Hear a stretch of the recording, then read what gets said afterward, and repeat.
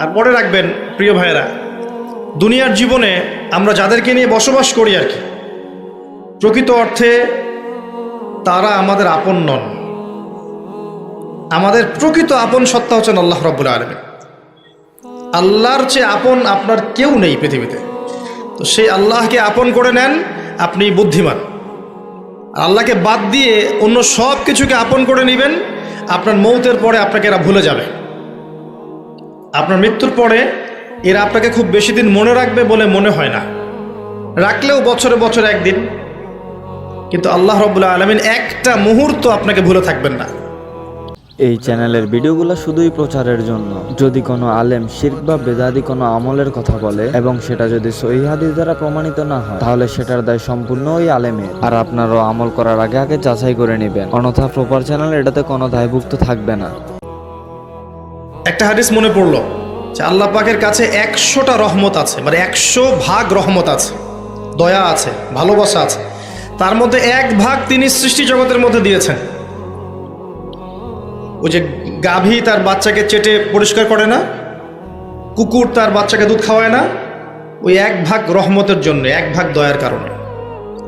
বাকি 99 ভাগ রহমত আল্লাহ পাক তার নিজের কাছে রেখেছেন, যেটা দিয়ে তিনি কিয়ামতের মাঠে বান্দার প্রতি রহম করবেন।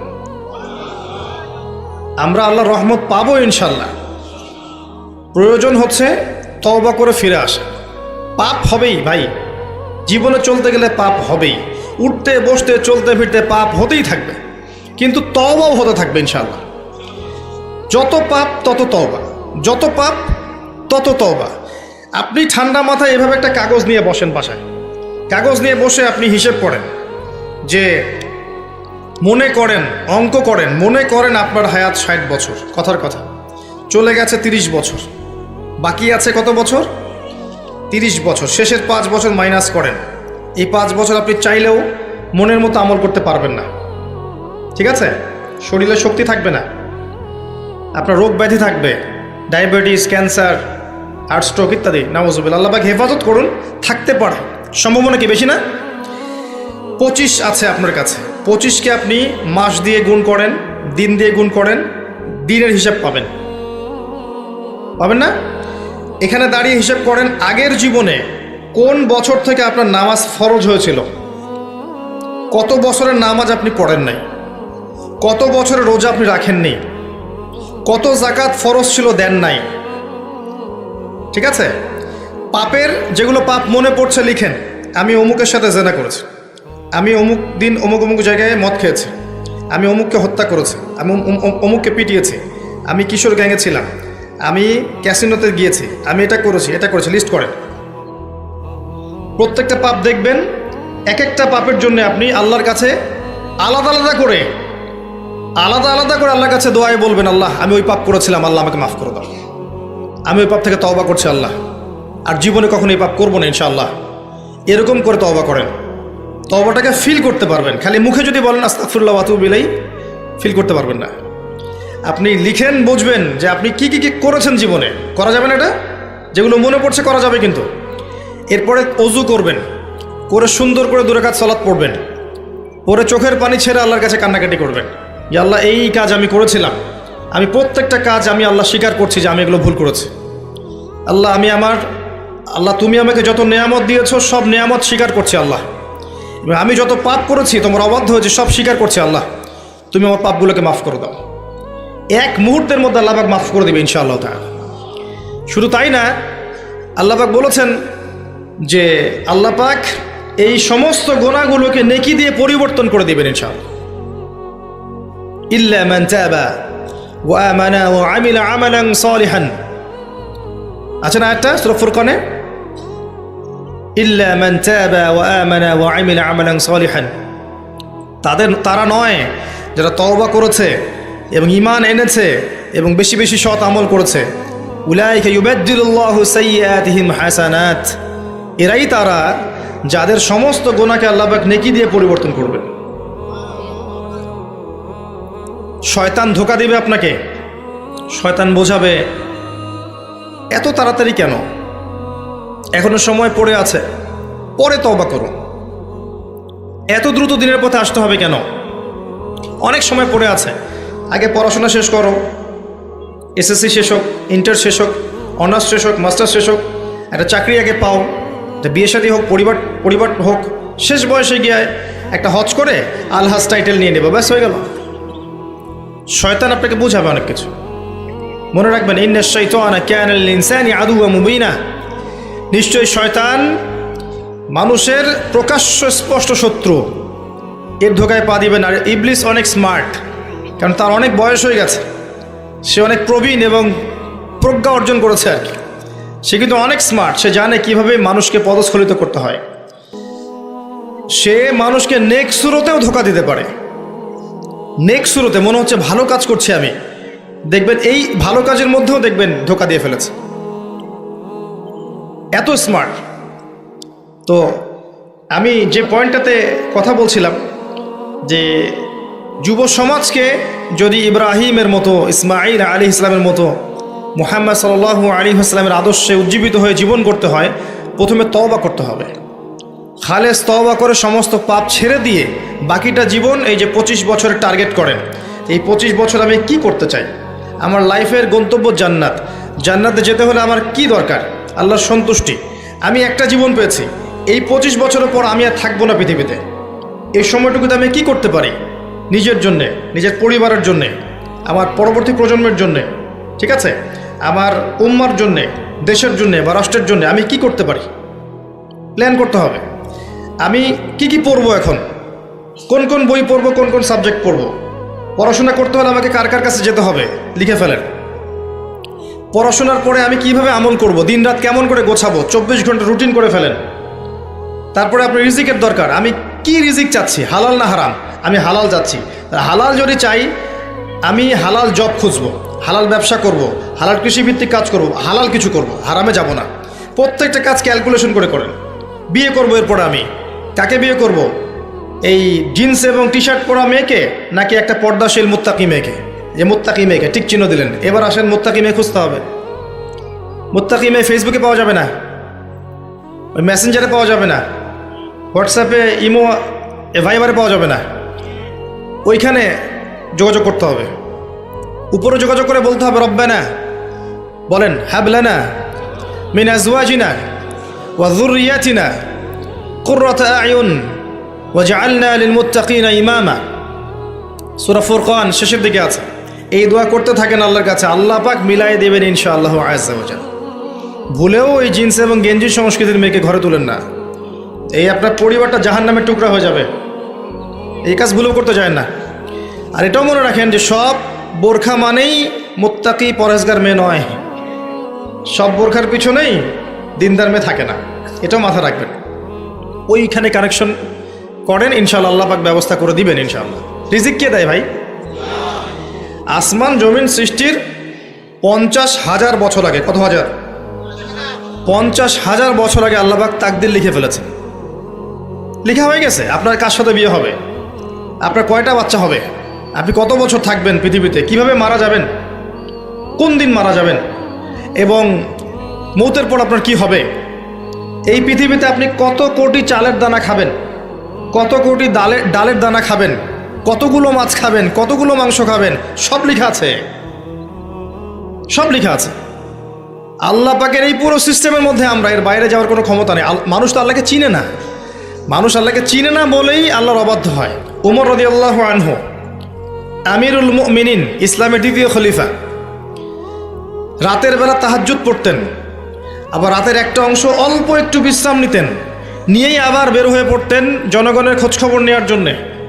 দেখছেন যে এক মা চুলার উপরে হাঁড়ি বসিয়ে রেখেছে, হাঁড়িতে কিছু নাই, বাচ্চাটা কাঁদছে। গল্পটা জানেন না? এটা প্রসিদ্ধ গল্প, কিন্তু প্রসিদ্ধ কাহিনী, বিভিন্ন কিতাবে এসেছে। তো তিনি গিয়ে জিজ্ঞাসা করলেন, কি সমস্যা, বাচ্চা কাঁদছে কেন, খাবার কোথায়? তো এই মহিলা বলছে, ওয়াল্লাহি হাযা বাইনি ওয়া বাইনা ওমর, আল্লাহর কসম করে বলছি এই অবস্থাটা আমার ওমরের আর আল্লাহর মাঝখানের ব্যাপার। মানে এ অভিযোগ করছে আল্লাহর কাছে ওমর সম্পর্কে রাদিয়াল্লাহু আনহু। সে তো চিনতে পারেনি যে এই ব্যক্তি ওমর রাদিয়াল্লাহু আনহু। কথা বুঝতে পারছেন? আচ্ছা, এবার ওমর রাদিয়াল্লাহু আনহু একটু ভয় পেয়ে গেলেন। মানে বিচলিত হয়ে পড়লেন যে আমার ব্যাপারে আল্লাহর কাছে দাবি রাখলে তো সমস্যা না। তিনি এমন মানুষ ছিলেন যিনি বলেছিলেন যে ইরাকের ফোরাত নদীর কিনারায় যদি কোনো ছাগলের বাচ্চা না খেয়ে মারা যায়, আমি ভয় পাই যে আল্লাহ পাক সেজন্য আমাকে জবাবদিহি করাতে পারেন। এমন ছিলেন তিনি, আমিরুল মুমিনিন। খেজুর পাতার মসজিদে বসে অর্ধবিশ্ব শাসন করেছেন, অর্ধবিশ্ব, এবং মাটিতে ঘুমাচ্ছেন। তার ব্যাপারে একটা প্রসিদ্ধ কথা আছে, হাকামতা আদালতা আমিনতা ফানিমতা। হে ওমর, তুমি বিচার কার্য পরিচালনা করেছো, ন্যায় বিচার করেছো, নিরাপত্তা দিয়েছো, এরপর ঘুমিয়েছো। তারপর তিনি কি করলেন? বললেন, ইয়া আমাত আল্লাহ, হে আল্লাহর বান্দি, একটু অপেক্ষা করো, আমি আসছি। তিনি চলে গেলেন মদিনায়, গিয়ে ওই যে রিলিফ দেয় না, রিলিফ ত্রাণ রাষ্ট্রীয় কোষাগার থেকে, সেখান থেকে একটা বড় বস্তা খাদ্য, জব বা গম এই টাইপের নিজের কাঁধে ওঠালেন। নিজের কাঁধে, অ্যাসিস্ট্যান্টের কাঁধে নয়, নিজের কাঁধে, গাড়িতে করেও নয়, পায়ে হেঁটে কাঁধের মধ্যে এই বস্তাটা নিয়ে তিনি হেঁটে হেঁটে যাচ্ছেন ওই মহিলার বাসা পর্যন্ত। তার পাশে একজন সাহাবী ছিলেন, তার নাম ছিল আসলাম রাদিয়াল্লাহু আনহু। ইনি বলছেন যে, ইয়া আমিরুল মুমিনিন আনা আহমিলু, হে আমিরুল মুমিনিন, আমাকে দেন, আমি বহন করছি। তখন উমর রাদিয়াল্লাহু আনহু বলছেন, হাল আনতা তাহমিলু উযরি ইয়াউমাল কিয়ামাহ, তুমি কি কিয়ামতের দিন আমার পাপ বহন করবে? তুমি কি কিয়ামতের দিন আমার পাপ বহন করবে, আমার বোঝা বহন করবে? আজকে এটা চাচ্ছ তুমি আমার কাছে? নিজে কাঁধে করে নিয়ে গিয়ে ওই মহিলাকে দিলেন, নিজের হাতে রান্না করে বাচ্চাগুলোকে খাওয়ালেন। এরপরে গিয়ে আল্লাহর কাছে কেঁদে কেটে দোয়া করলেন, আল্লাহ, তুমি আমাকে যে দায়িত্ব দিয়েছ, আমি হয়তো এই দায়িত্ব পালন করতে পারছি না, তুমি আমাকে ক্ষমা করে দাও। আমি কিভাবে আপনাকে বুঝাবো যে এগুলো হচ্ছে ইসলাম? ইসলামের এই সৌন্দর্যগুলো দেখে হাজার হাজার অমুসলিম ইসলাম কবুল করেছে।